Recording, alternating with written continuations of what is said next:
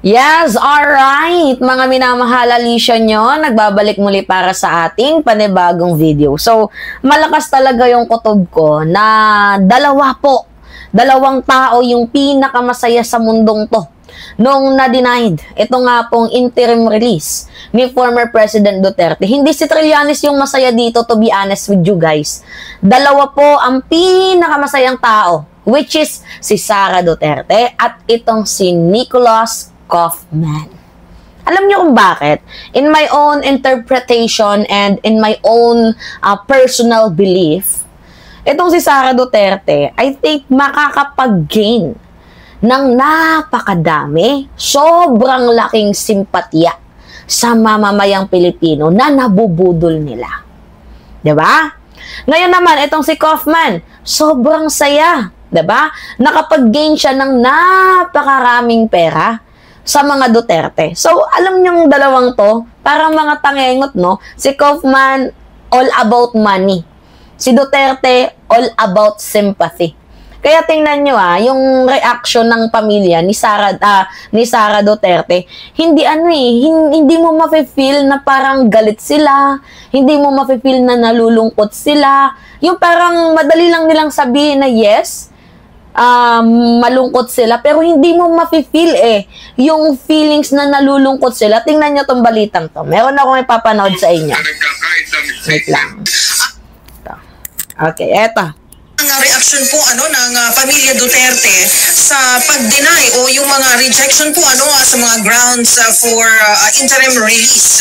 Ito po yung request ng kampo ni dating Pangulong Rodrigo Roa Duterte sa korte po sa ICC. So nasa linya na natin si partner RH7 Henry Uri. Pag-deny ng ICC sa motion for interim release ni dating Pangulong Rodrigo Roa Duterte, maluwag sa dibdib na tinanggap ng pamilya. Nako, magiging medyo malungkot po ang Pasko ng dating Pangulo at kanyang mga pamilya. Tama ba, Ka Henry?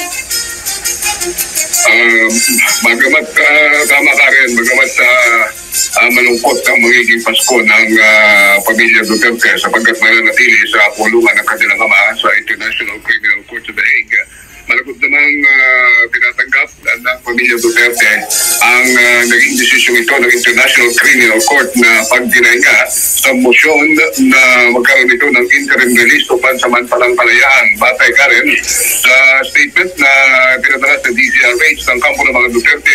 Sinabi ng mga ito that the family accept the ICC Appeals Chamber decision with peaceful hearts.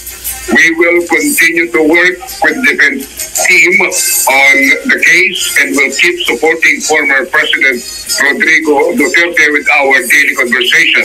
We thank everyone who prayed with us today. Ito ang natatangit kaisa-isa lamang statement. Bate ito ka rin. Bate ito sa nagkakaisang statement ng buong pamilya Duterte. So ayon nga sa kanila ay malawag sa damdamin nilang tinatanggap ang desisyon ito ng ICC at patuloy pa rin silang makikipag-cooperate o makikipagkaisa naman sa kanilang defense. So, Henry, tama dun sa statement, sabi ko.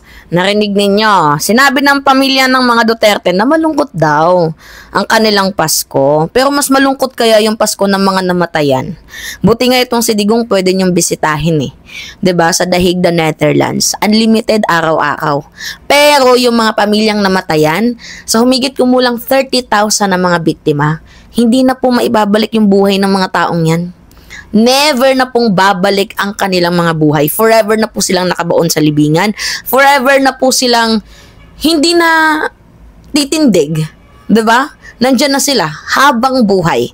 Tanging alaala na lang ng mga nakakaalala pa sa kanila ang mananatili. Pero itong si Digong, can you imagine that?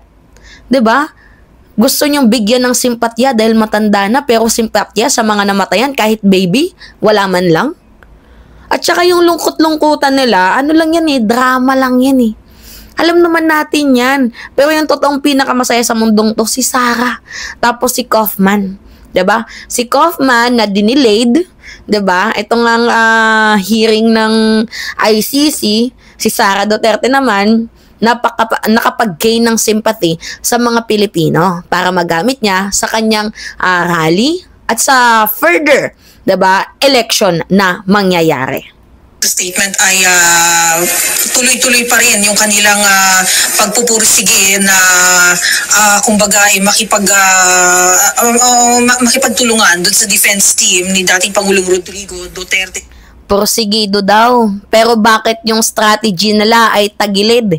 Can you imagine si Kaufman lang pinadalo nila dyan sa hearing habang may option naman si Digong na dumalo pero hindi nila ginawa. Okay naman yung health ni former President Duterte, hindi nyo pinadalo.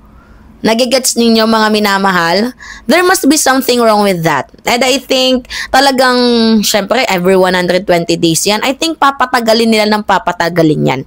Alam nyo kung bakit? Papaabutin nila yan ng 2028. Malapit na oh.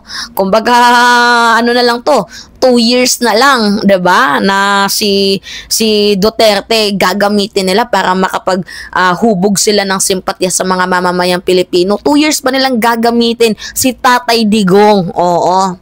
Tsaka malabo namang makalayan si Digong eh. Sa dami ba namang hawak ng International Criminal Court na ebidensya laban sa kanya? Sa tingin ninyo, mapapalaya yung matandang yan? Hindi. Kahit matanda, kung meron kang pananagutan, dapat mong panagutan. Yung issue kasi dito, hindi lang yan simpleng murder eh. That is crimes against humanity. Genocide. War crimes. Gets ninyo? So meron pa bang meron pa ba silang mga reaction kung ano yung mga susunod na plano ng pamilya? They will have, hindi natin kasi masyadong familiar dun sa pag-international law na, no? Pero pwede pa ba silang umapela? Ano pa ba yung mga ibang legal options nila ka Henry?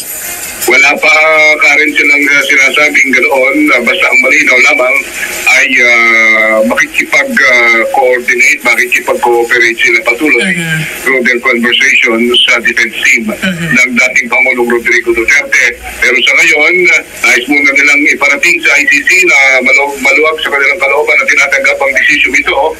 At kasabay nito pa rin ay pinasasalamatan ng pamilya Duterte ang lahat ng nagdasal at lahat ng nagmamahal sa dating Pangulo. Kaya ay nagdesisyon na ang International Criminal Court na i-deny ang apela ng kampo ng dating Pangulong Rodrigo Duterte na ma-release ito pansamantala sa isang host country. Sige Henry, alam ko na hindi maganda yung pakiramdam mo, ano?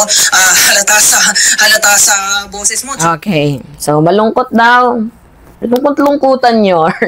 Hindi nyo na kami mabubudol. Anyway, good job dito kay Trillanes. Sa napaka-long journey mo at tingnan mo, merong natamo ang napakahabang journey mo na ipakulong mo din si former President Rodrigo Roa Duterte dito nga po sa International Criminal Court sa kanyang mga kaso. Anyway, kayo, ano yung masasabi ninyo? Malungkot daw. Malungkot! Diba? Or lungkot-lungkutan lang. It's me again, Alicia nyo. Mga minamahal, nagbabalik muli para sa ating panibagong video. Maraming salamat at ingat, mga kababayan!